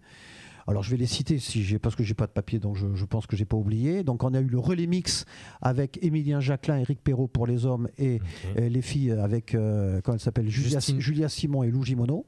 Justine Brezas-Boucher, non, elle l'a pas fait. Oui, mais alors il y en a une autre où elle l'a emporté, Justine. Oui, alors elle a gagné le sprint en médaille d'or, et elle a fait médaille de bronze à la poursuite parce que c'est la meilleure en fait. Et il faut expliquer aussi qu'ils n'ont pas sélectionné les meilleurs, ils ont juste tenu compte du classement actuel, ce qui fait que chez les hommes, par exemple, Quentin Fillon-Maillet était très déçu de ne pas avoir été sélectionné.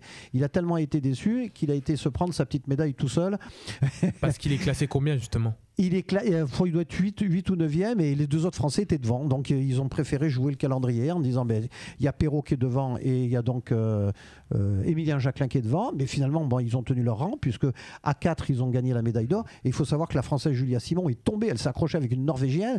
Elle est repartie sans bâton, ce qui est quand même très compliqué quand tu fais du biathlon sans bâton. Et c'est carrément quelqu'un d'une équipe italienne qui lui a filé un bâton. Elle a récupéré les bâtons sur une quinzaine de mètres d'écart. Et elle a réussi quand même à faire un relais extraordinaire. Et ils ont gagné donc la médaille d'or.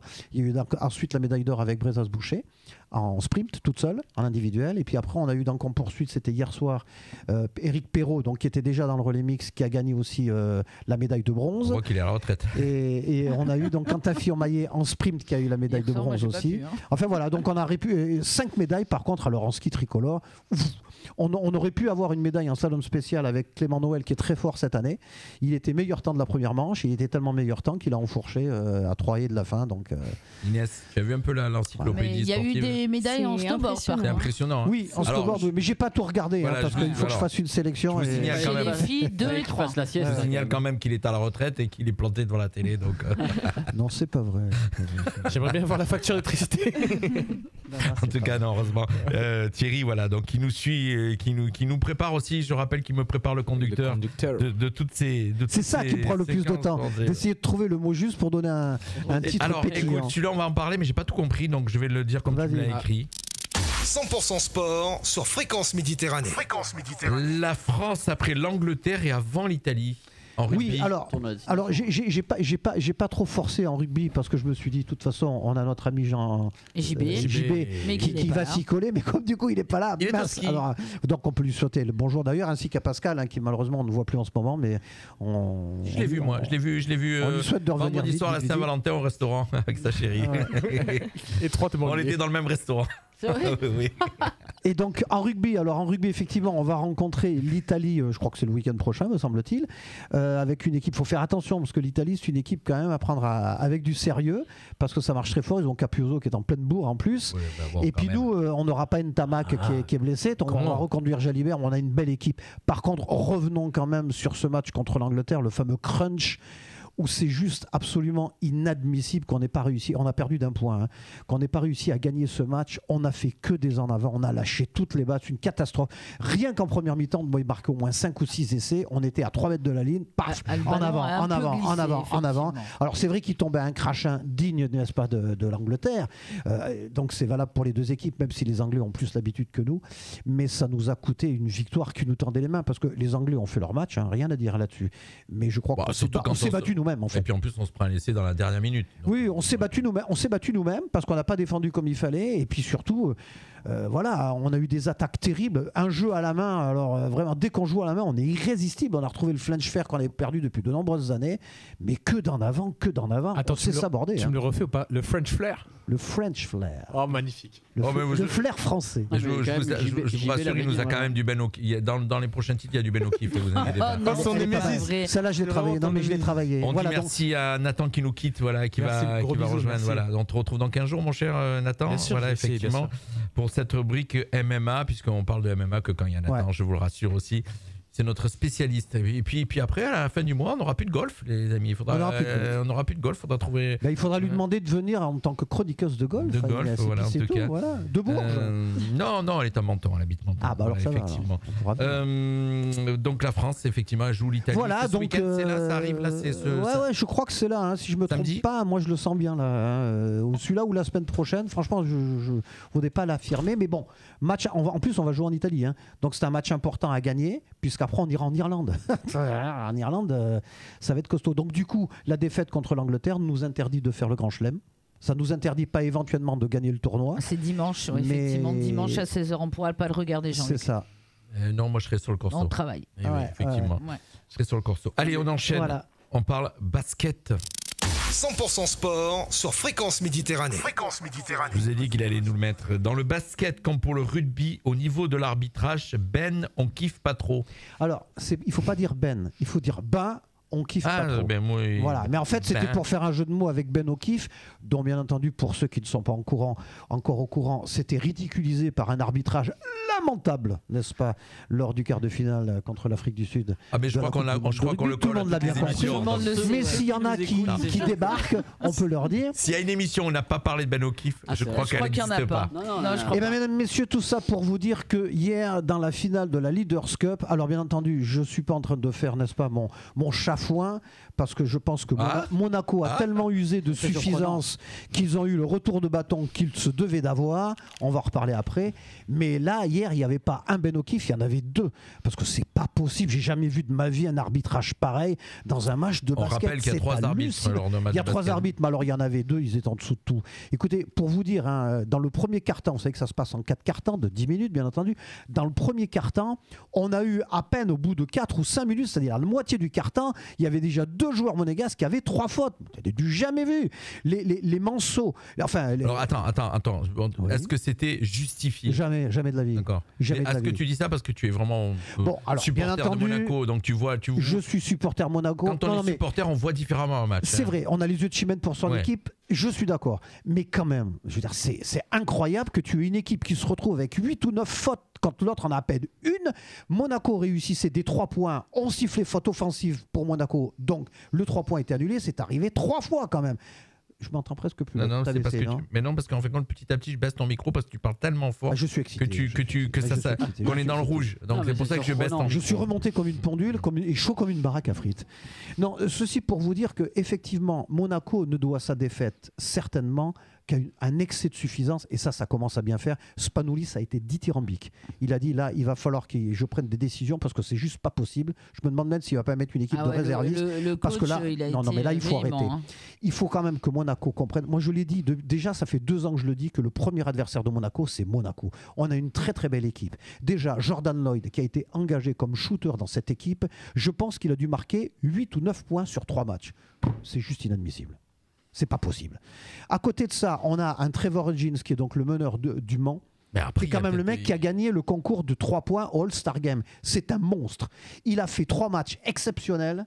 Et je veux dire, et tu laisses jouer avec beaucoup de suffisance en disant mais c'est pas grave, on va revenir parce que c'est le Mans. Ils ne sont jamais revenus. Ils ont pris encore plus de 20 points d'avance. Et ils grignotent. Et à la fin, ils viennent chuter sur 3 fois 1. C'est-à-dire qu'en jouant comme des brels, ils arrivent encore à revenir avec un arbitrage contre Monaco et son premier adversaire. À mon ami, on ne va pas se faire des potes avec Monaco. Non, mais je peux te dire, je ne suis pas le seul à penser ça. Et je vous dis que Spanoulis, il va faire quelque chose. Alors, on a eu un Okobo qui a été très bon, un Mike James encore stratosphérique, mais ce n'est pas suffisant.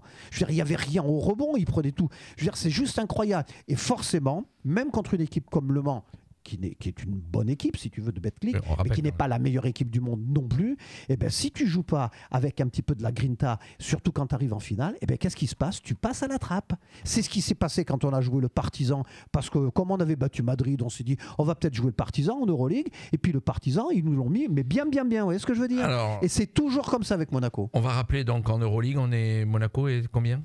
Monaco est 3e pour l'instant, donc il n'y a pas le Faunac. La 3e place. Oui, tu hochais de la tête. Donc, Sauvan, elle est de retour avec nous, elle est à l'antenne, elle est à l'image. Voilà, donc pour ceux qui veulent venir faire un petit tour, elle est avec nous.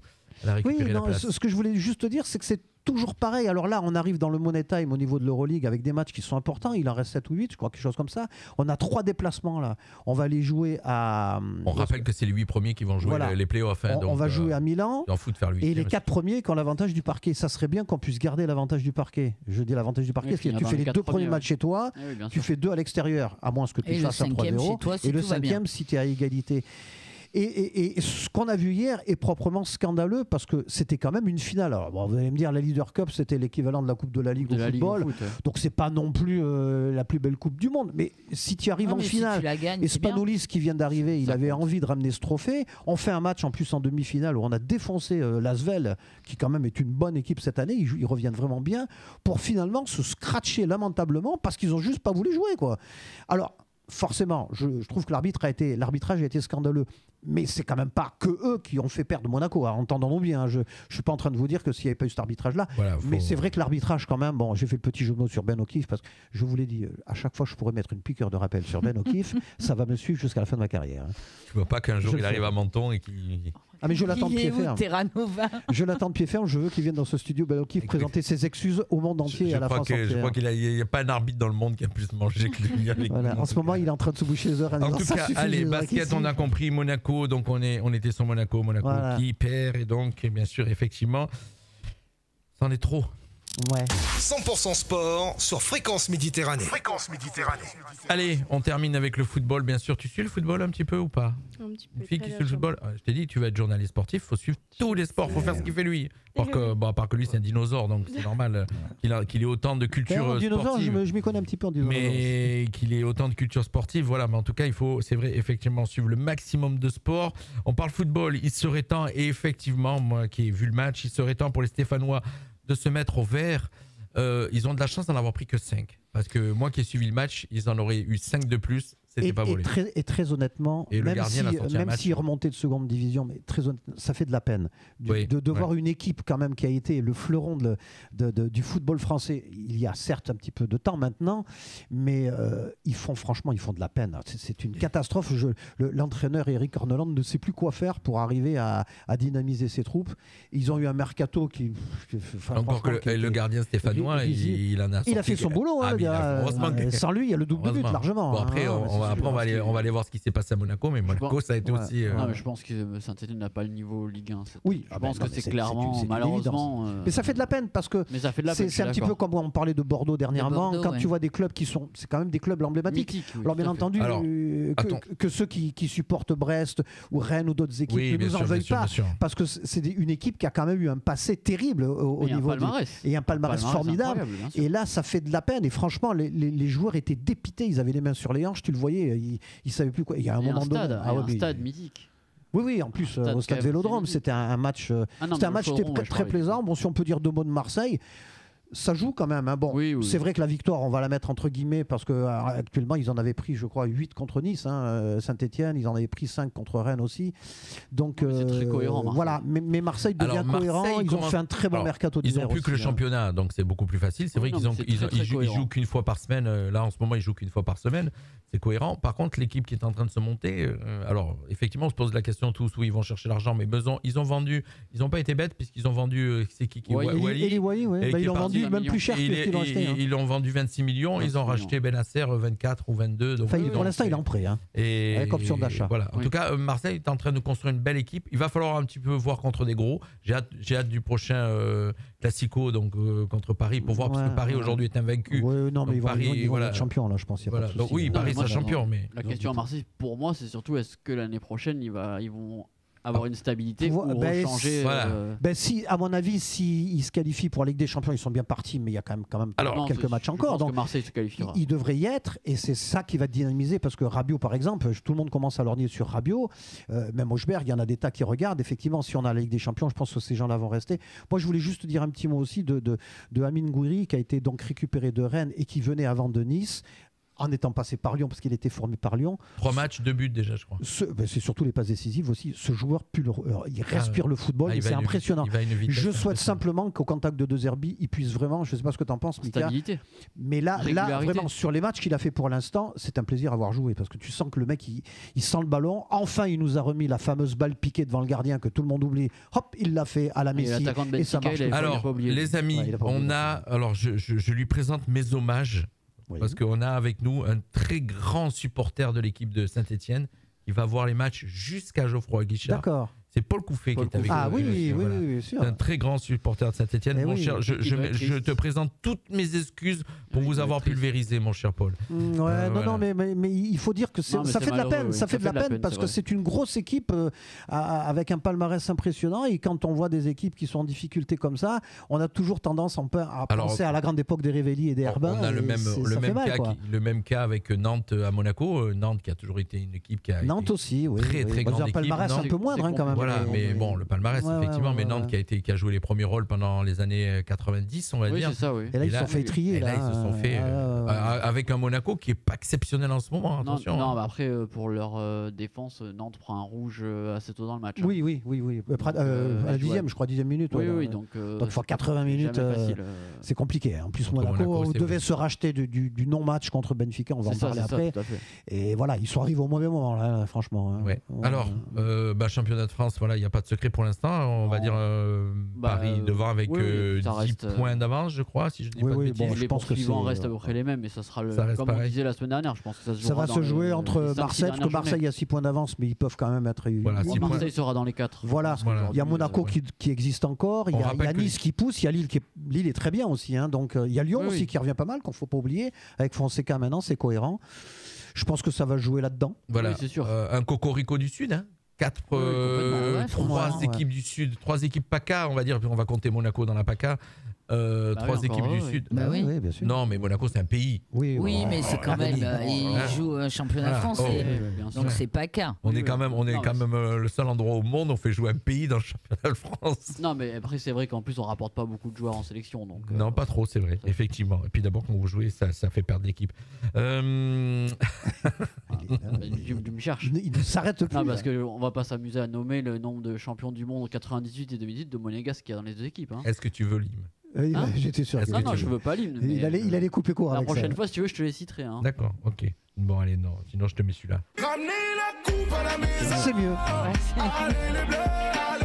Les Bleus, j'ai hâte de voir en jouer les Bleus avec les. Parce que tous les joueurs qui étaient un peu en baisse, ils reviennent à fond. Hein. Mbappé, déjà, j'aimerais bien le revoir un petit peu. Dembélé, ben là, on arrête pas de marquer, quoi. Complètement, là. Oui, Dembélé est dans une forme. Moi, je pense que c'est la forme de sa vie pour le moment. Bon, on a toujours dit que ce type, s'il arrivait à cadrer quand même les balles, vu les différences qu'il fait, ça pourrait être quand même quelqu'un d'incontournable. Apparemment, il y arrive.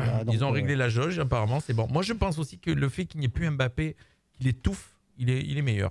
L'équipe de alors après, il joue pas du tout au même endroit. Hein. Ouais. La Dembélé joue en pointe. Hein. D'accord. Paris qui Mbappé que c'est de notoriété que je n'apprécie pas, mais qui revient en force. Voilà, j'ai vu les matchs. Mbappé, oui, là, il est solide. Tous les matchs, il est solide. Il commence à avoir des stats hallucinantes. Coupe d'Europe, Coupe des Champions, Ligue des Champions, voilà, puisque donne les résultats. Les résultats des barrages allés, donc je pense que malheureusement pour Brest, c'est terminé, parce que Brest a perdu 3-0. 3-0. Manchester City a perdu à la maison contre Madrid et d'ailleurs Madrid a fait du Madrid, puisque Madrid perdait 2-1 à la 80e. Il gagne 3-2. Et il gagne 3-2 dans les dernières minutes. La Juventus s'est imposée 2-1 à la maison contre Eindhoven. Le Sporting Portugal a perdu à la maison, je pense que c'est terminé pour eux aussi, 3-0 contre Dortmund. Ouais. Ensuite, on a eu Bruges-Atalanta, d'ailleurs, petit fait d'arbitrage encore dans ce match aussi. Hein. Bruges-Atalanta, il y a eu encore un penalty un peu très bizarre. Donc Bruges s'est imposé 2-1. Je parlerai en Monaco, je suis trop énervé.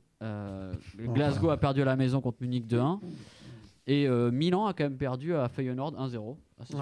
Avec une très belle erreur de Mike Maignan sur le but de Feyenoord d'ailleurs. Ça arrive. Et Monaco a perdu 1-0 à la maison contre Benfica. Alors, Mathieu, moi j'ai pas suivi le match. Moi j'ai pas suivi du tout. Mais on faisait le parallèle. Alors voler sur un match, le premier match, c'était donc ça c'était pas en barrage. En championnat, on va dire. Et là, sur ce match, c'est la même. On faisait le parallèle avec Marseille-Paris il y a 6 mois. Oui, ils prennent un carton rouge pour discussion, c'est ça? Ouais. Mais en fait, ce qu'on disait avec Thierry hors antenne, c'est que je ne comprends pas que des décisions comme ça, comme pour Marseille-Paris, dans des matchs aussi importants, que ça soit pas pesé. En fait, là, il dégaine un carton à une vitesse incroyable. Je crois que c'est juste un manque d'intelligence. Un deuxième carton jaune, on rappelle un deuxième carton jaune pour discussion. Mais bon, je pense même sur le moment qu'il le met au joueur de Benfica, tellement ça va vite. Oui, mais c'est ce que tout le monde a fait. Tout le monde pense qu'il le met au joueur de Benfica et en fait, il le met au Monégasque. Qui fait une contestation honnêtement sans aucune virulence, sans geste. Moi, je comprends pas que tu prennes un carton pour contestation. Voilà, du moment où tu n'agresses pas l'arbitre. Voilà. Oui, c'est ça, exactement. Il y a contestation et contestation. Il a juste fait le geste en disant monsieur l'arbitre. Voilà, parce qu'il n'a pas donné de carton jaune. Et c'est lui qui en prend un. Et comme il en avait déjà un, forcément, il se transforme en rouge. C'est pas normal. Ouais. C'est ça. Alors, c'est surtout que ça. Il faut quand même le dire. Ça a tué le match. Mika, ça a tué le match, mais c'est vrai que Monaco, sur ce match-là, honnêtement, personne n'a compris. On a été en dessous de tout. On a vraiment, complètement. un petit peu comme le match avec le basket hier, on n'a vraiment pas joué un match de barrage. Le carton, il n'était pas au début du match, il était plus loin. C'était en deuxième mi-temps. Deuxième mi-temps. Ils avaient déjà 45 minutes pour marquer. Quoi. Il restait bien 40 minutes. Il reste 40 minutes, c'est quand même. Mais tu peux pas jouer un barrage comme ça. Il faut arriver avec un peu l'agnac. Ils avaient l'impression qu'ils n'étaient pas concernés. Mais voilà, mais ça fausse quand même parce que forcément, concerné ou pas concerné, si tu es mené que 1-0 en 11 contre 11, tu as toujours un petit éclair de Wakliouche qui peut arriver et puis ça peut changer la donne. Après, c'était compliqué parce que Benfica, c'est une équipe qui quadrille vraiment bien le terrain. Hein. Oui, je sais pas ce que tu en penses. Ils jouent au ballon, ils savent de quoi ils parlent et puis voilà, donc après tu peux plus revenir. Et puis ils jouaient chez eux. En plus, oui. Rappelons-le. Mais attention. C'était à Monaco. Oui, d'accord. Mais Monaco. Ouais, il y avait une grosse ambiance. Il y a beau soleil. Quand je dis jouer chez eux, il y a plus de Portugais dans les tribunes que de Monégasque. Mais dans le malheur monégasque, si on réfléchit 2 secondes, dans un non-match total, à 10 contre 11, tu finis à 0-1 chez toi. Et ça peut finir à 0-4. Hein. Voilà, pour moi, la meilleure nouvelle qu'on puisse avoir, c'est le seul point positif, il est là. C'est-à-dire qu'on ne perd que 1-0. Et franchement, Monaco a largement les moyens de planter un but là-bas. Et puis ensuite, selon comment le match s'articule, tu peux arriver à tirer tes trucs, quoi, je veux dire. Voilà, alors attends, on n'a pas donné les résultats. Non, Lille n'était pas en barrage, il n'y avait que 3 équipes. Lille est qualifié déjà. Il n'y avait que 3 équipes en barrage, il y avait Brest, Paris et Paris. Malheureusement, il y en a 2 qui sont rencontrés. Je voulais juste revenir encore sur un autre fait d'arbitrage quand même. Donc là où ça fausse quand même énormément, c'est que sur la faute, il doit quand même avoir carton rouge pour Benfica sur l'action. Hein. Oui. Donc au final, on passe d'un carton rouge qui doit être pour Benfica à un carton rouge pour Monaco. Et très important à mon sens, c'est dans les toutes dernières minutes, Zakaria prend un carton jaune et il est suspendu pour le match retour. On connaît l'importance de Zakaria à Monaco pour une faute complètement imaginaire aussi. C'est ça. Donc c'est encore une fois, on revient à la VAR. Je comprends pas en fait toujours à quoi elle sert cette VAR finalement. En fait, c'est pire moi j'ai l'impression que c'est pire qu'avant. Parce qu'avant il n'y avait pas le VAR. Donc tu avais le doute. C'est ça. Tu dis bon mais il n'y a pas la. Maintenant tu sais qu'il y a la VAR. Donc c'est-à-dire que aujourd'hui tu sais qu'il y a la VAR. Tu sais qu'il y a des gens qui sont derrière des arbitres qui regardent et qu'en fin de compte qui n'interviennent pas. Ou alors qui interviennent mais que l'arbitre de jeu veut pas se faire déjuger. C'est ce que je disais, voilà, j'ai l'impression qu'ils osent pas déjuger des fois.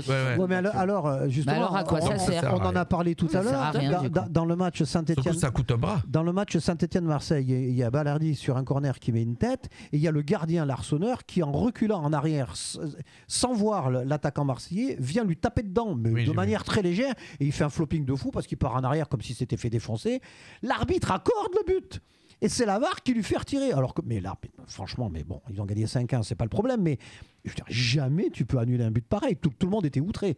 Donc, comme quoi, tu vois, des fois, on peut déjuger aussi l'arbitre.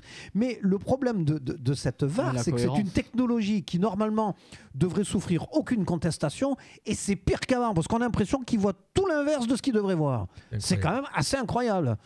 Alors qu'il y a la VAR dans le rugby, que ça marche très bien. C'est ça, exactement. Et pourtant, des fois, quand tu as un amoncellement avec 18 mecs qui sont les uns sur les autres, c'est assez compliqué de voir où est le ballon. Et là, il n'y a personne qui dit rien, tout se passe bien. Ils ne peuvent pas dire, il se passe des trucs bizarres. Virgule, ouvrez les guillemets, sauf quand Ben O'Keefe arbitre, bien sûr, ça tout le monde le sait maintenant.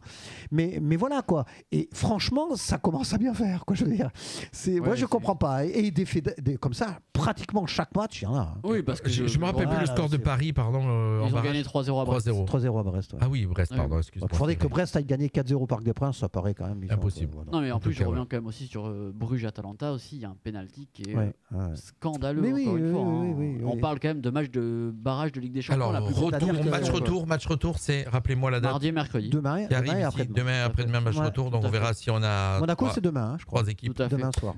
3 équipes en 8e de finale, ça serait génial. Non, c'est impossible. Non, puisque Brest rencontre Paris. Ah oui, non, 3 Lille est passé. Paris, Lille et Monaco. Oui, t'as raison. Tout à fait, autant pour moi. On aurait pu en avoir 4, c'est vrai. Voilà, écoute, on a fini les amis. Par contre, on a passé un bon moment. Est-ce qu'on sait déjà au niveau des 8 barragistes premiers contre qui tombent? Ah oui. D'accord. Paris prendra ou le Barça ou Liverpool. Oula. Et Monaco prendra si Monaco se qualifie, ou le Barça ou Liverpool. D'accord. Ah d'accord, ok. Ok, alors ce qui est génial, donc c'est un peu chaud quand même. Ah ben non, mais ça veut dire que Paris va continuer à s'arrêter en quart de finale. Ouais. Et là, ils s'arrêteront même en 8e. Ça va te donner de sacrés matchs là. Ça va donner de sacrés matchs. Là, c'est-à-dire que c'est les 8e de finale. Paris a l'habitude de s'arrêter en quart. Bon là, peut-être qu'ils vont s'arrêter en 8e. Paris, s'ils prennent le Barça. En tout cas, personnellement, c'est tout ce que je leur souhaite. Si je peux me permettre, s'ils ne sont pas qualifiés, ils remonteront dans leur quart et ils rentreront chez eux. Oh, on termine sur un superbe jeu de mots. Et quand on dit jeu de mots, jingle. Il est content. Je suis content, je suis ravi même. Un jeu de mots Ramucho, tu vois, moi je suis encore Big Deal. Je suis content. Ah non, ça c'est pas le bon bouton. Qu'est-ce que tu nous envoies? J'appuie sur tous les boutons. C'est ton anniversaire ou quoi? Non, je sais pas. Non, c'est pas le mien en tout cas, c'est sûr. Merci Inès. C'était ta dernière émission de sport puisque après on est encore ensemble jusqu'au 28. Ouais. Mais voilà. Bon, là, on la voit plus alors. Non, si, non, toi, il y a le cinéma, non, tu la verras plus. Ah ben non, bah alors. Voilà, allez, on va faire une photo. Tout à l'heure, vous avez fait la photo, j'avais besoin d'une photo. Oui. Qui l'a faite? C'est moi. Tu m'envoies toutes les photos? Ok, j'en ai besoin. Bye bye à tous, merci en tout cas à tous ceux qui nous ont servi, à Daniel aussi, il y avait Martin, Laurence, il y avait Paul, il y avait Fabrice bien sûr. On se retrouve dans 15 jours nous, pour le sport. Et demain soir, avec toute ta... Alors, il y a Sauvan qui va regarder demain soir. Mais il regardera à distance, mais Voilà. sinon, il y aura toute la famille.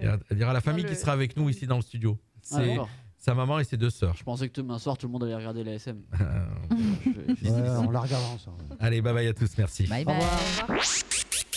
Vous êtes sur Radio Fréquence Méditerranée et c'est 100% sport.